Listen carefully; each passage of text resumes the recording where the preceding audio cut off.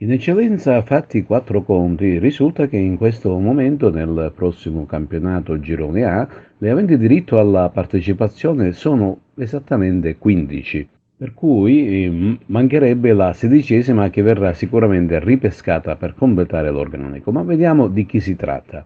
Alcamo, Castellammare, Dattilo e Mazzara, le palermitane Cefaledium, Mecus Palermo, Don Carlo Misilmeni, Geraci, Oratorio San Ciro e Giorgio e Parmonvalle, le Agrigentine Canicattì e Profavara, le Nissene Mussomele e San Cataldese e le messinesi e anzi la messinese città di Sant'Agata. Ma c'è anche un'altra ipotesi che sta andando avanti, la fusione tra le due squadre di Serie D di Messina che aprirebbero le porte al Canicattì che così verrebbe ripescato in Serie D liberando un altro posto in eccellenza. Quindi potrebbero essere due i posti vacanti nel girone A di eccellenza, mentre in quello B, con la redazione del Real Tirrena, si libererebbe un solo posto. Sotto questo profilo si preannuncia un'estate calda e sono tante le società pronte ad attivarsi per tentare il salto di categorie.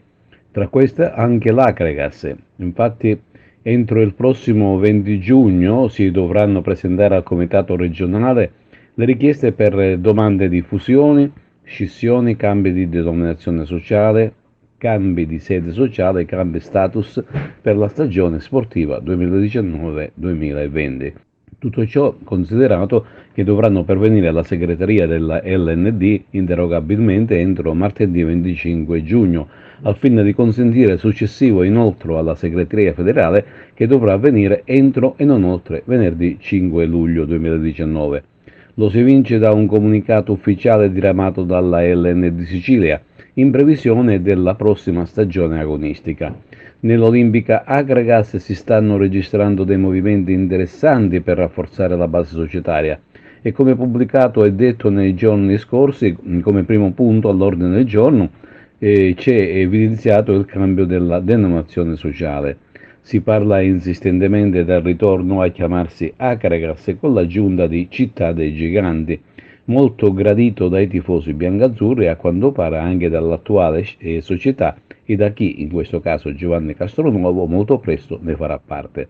Il sogno sarebbe quello di un ritorno in eccellenza attraverso il percorso di pescaggio, ma a questo punto occorrerà attendere qualche tempo ancora, e cioè sino alla data di scadenza e dell'iscrizione in tale torneo, quando si farà la conta delle società regolarmente iscritte e verificato il numero dei posti vacanti.